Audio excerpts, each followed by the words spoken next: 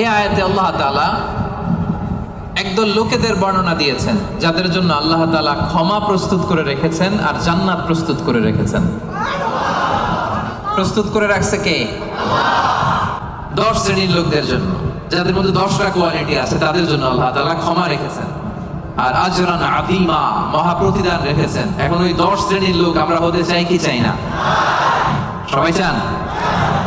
এই 10টা অ্যাট্রিবিউট, 10টা বৈশিষ্ট্য যাদের জন্য আল্লাহ তাআলা ক্ষমা প্রস্তুত রেখেছেন, যাদের জন্য আল্লাহ তাআলা আজরান আযীমা, মহা প্রতিদান রেখেছেন, ওই 10 শ্রেণীর লোক হতে আমরা চাই কি চাই না? চাই। তাহলে মনোযোগ দিয়ে শুনুন। সূরাতুল আহজাবে আল্লাহ তাআলা 35 নম্বর আয়াতে 10 শ্রেণীর লোকের কথা বলেছেন, তাদের জন্য আল্লাহ ক্ষমা রেখেছেন মহা প্রতিদান। শুরুতে আমরা এই আয়াতের শানে নুজুল জানবো, কোন প্রেক্ষাপটে এই আয়াতটা নাযিল হয়েছে। বিষ্ণু ঈসা ইসলামের স্ত্রী উম্মে সালামা রাদিয়াল্লাহু তাআলা আনহা, উনি বললেন, ইয়া রাসূলুল্লাহ, আর-রিজালু ইউযকারুনা ফিল কুরআন ওয়ান নিসাউ লা ইউযকারনা। হে আল্লাহর নবী, কোরআনে পুরুষদের কথা অনেক বেশি বলা হয়, সাথে সাথে নারীদের কথা বলা হয় না কেন? নারীদের অভিযোগ আছে না নাই? এক বর্ণনায় এসেছে আম্মাজান উম্মে সালামা রাদিয়াল্লাহু তাআলা আনহা, আরেক বর্ণনায় এসেছে আরেকজন নারী। তারা এসে বললেন, ইয়া রাসূলুল্লাহ, ইয়া হাবিবাল্লাহ, আর-রিজালু ইউযকারুনা ফিল কুরআন ওয়ান নিসাউ লা ইউযকারনা। কোরআনের মধ্যে পুরুষবাচক শব্দ দিয়ে বেশি বেশি কথা বলা হয়, বর্ণনা দেয়া হয়, পুরুষের নাম বলা হয়, কিন্তু নারীদের কথা কেন উল্লেখ করা হয় না?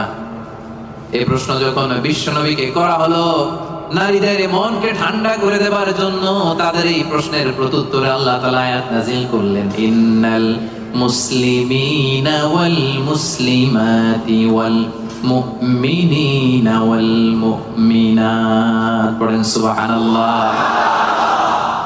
এই আয়াতের প্রেক্ষাপটে নারীদেরকে খুশি করে দেওয়ার জন্য আল্লাহ তাআলা নাযিল করলেন, ইন্নাল মুসলিমিনা ওয়াল মুসলিমাত ওয়াল মুমিনিনা ওয়াল মুমিনাত। মানে মুসলিম নর এবং নারী, মুমিন নর এবং নারী, বিশ্বাসী নর এবং নারী। শুধু মুমিনিন, আল মুমিনিন বললে এর মধ্যে পুরুষ এবং নারী আছে না নাই?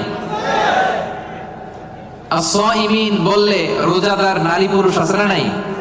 কিন্তু আল্লাহ তাআলা শুধু মুমিনিন বলেই ক্ষান্ত হন নাই, মুমিনের পাশাপাশি আল্লাহ বলেছেন মুমিনাত, মানে মুমিন নারীরা। ওই যে নারীরা বেখুশি, নারীরা অভিযোগ করেছে যে আমাদের নাম নাই না কেন? কদ আফলাহাল মুমিনুন, যারা বিশ্বাসী তারা সফল হয়েছে। আল মুমিনুন বললে এর মধ্যে পুরুষও আছে, নারীও আছে, সবাই এর মধ্যে অন্তর্ভুক্ত। কিন্তু নারীরা এতে খুশি না। নারীরা বলে, না, আমাদের নাম দিয়ে গুণবাচক শব্দ আলাদা বলা হয় না কেন? আল্লাহ বলল, যাও, 10টা গুণ বর্ণনা করেছি,